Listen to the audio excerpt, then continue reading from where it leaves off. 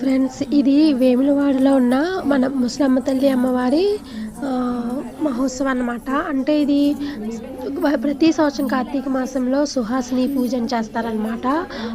అప్పుడు అమ్మవారిని ఇలాగా ప్రతి సంవత్సరం కూడా 11 మెంబర్స్ 21 మెంబర్స్ అలా చేస్తారు. ఈ ఇయర్ అయితే 108 మెంబర్స్ని ఇలా అమ్మవారిలాగా అలంకరించి వాళ్ళ అందరికీ కూడా కొత్త శారీస్ ఇచ్చి ఇలా పూలమాల వేసి కుర్చీలో పెట్టి 5వ తనంలాగా పసుపు కుంకుమ కొబ్బరికాయ ఆకు చెక్క అరటిపళ్ళు అన్నీ ఇచ్చి ఇలా అలంకరించి వాళ్ళని అయితే అమ్మవారు స్వరూపంగా భావించి వాళ్ళని పూజించి చేస్తారనమాట.